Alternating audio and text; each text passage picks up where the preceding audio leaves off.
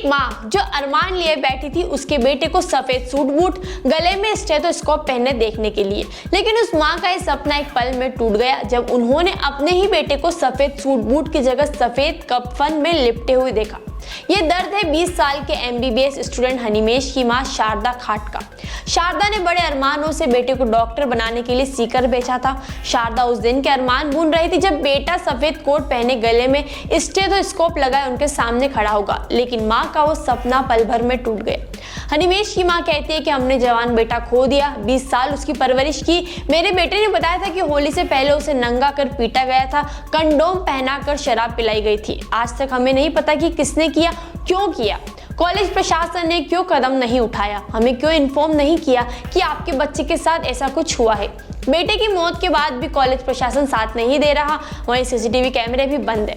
Medical board पर भी हमें कोई भरोसा नहीं है। दरअसल बांसवाड़ा के हनीमेश की मौत की सूचना मिलते ही हनीमेश की मां शारदा और पिता रमेश खाट अपने बड़े बेटे अभिषेक के साथ 20 जून की शाम को सीकर पहुंचे थे।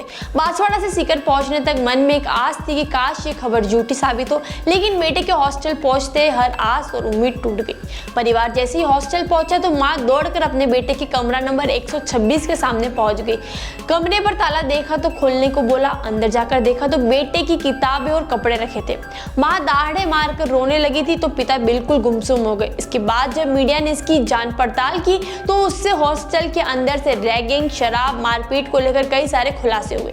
हनीमेश की मां ने बताया कि हनीमेश अपनी बहन के साथ सारी बातें शेयर करता था। उसने अपनी बहन को थोड़े दिन पहले बताया था कि होली से पहले उसे हॉस्टल में परेशान किया गया था, उसे नंगा करके पीटा गया था और फिर कंडोम लगाकर शराब भी पिलाई, लेकिन उसकी बहन ने हादसे के बाद हमें इस बारे में बताया। हमने हॉस्टल आकर एक जगह को देखा, बेटे के ग्राउंड फ्लोर पर कमरा नंबर 126 में भी हम लोग गए। उसके कमरे पर ताला लगा था जिसे पुलिस वालों ने खोला। कमरे में कोई नोट नहीं मिला, सिर्फ उसकी किताबें रखी थी। हॉस्टल के पीछे जाकर भी देखा जहां उसका शव मिला था। फर्श पर खून के निशान थे। हॉस्टल के दूसरे बच्चों से भी बातचीत की गई, लेकिन कुछ सामने नहीं आया।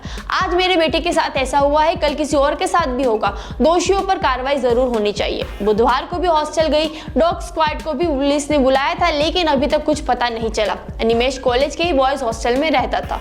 ये ग्राउंड फ्लोर पर बना, उसका कमरा नंबर 126 है। मां कहती है कि उसका बेटा पढ़ाई में होशियार था। उसने 12वीं क्लास में 84% अंक हासिल किए थे। कभी उसने किसी से भी साथ में लड़ाई नहीं की थी। नीट की तैयारी के लिए 2021 में वह कोटा आया था। पहले अटेम्प्ट में उसका सिलेक्शन हो गया था। उसके बाद MBBS करने सीकर आया था। उस जैसे मासूम के साथ ऐसा कुछ होगा वह कभी सोच भी नहीं सकते थे।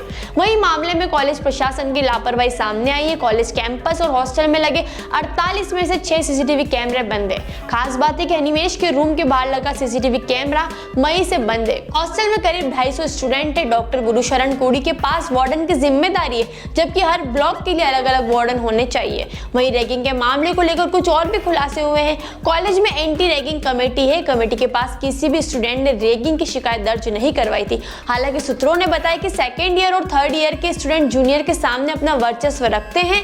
हुड़दंग मचाते हुए कैंपस में लगे CCTV कैमरों को भी तोड़ देते हैं। कभी हॉस्टल में क्रिकेट खेलकर कांच तोड़ देते हैं, कभी कॉलेज स्टाफ तक को धमकी दे देते हैं। वहीं सामने आया कि बीते दिनों कॉलेज के गेट पर रहने वाले गार्ड को भी उन्होंने धमकाया था। एक जूनियर छात्र पर भी दबाव बनाया था। हालांकि इस बारे में खुलकर कोई भी छात्र बोलने को तैयार नहीं है।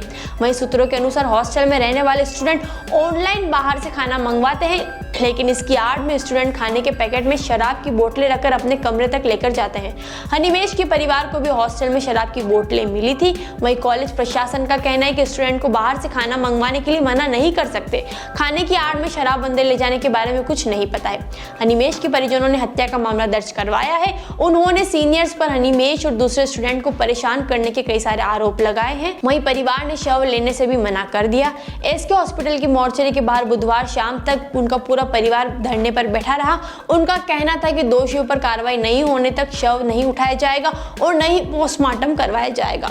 इसके साथ ही अखिल भारतीय विद्यार्थी परिषद ने भी मृतक के परिजनों को समर्थन देते हुए उनके साथ धरने पर बैठे हैं। उनका कहना था कि दोषियों पर कार्रवाई नहीं होने तक शव नहीं उठाया जाएगा और न ही पोस्टमार्टम करवाया जाएगा।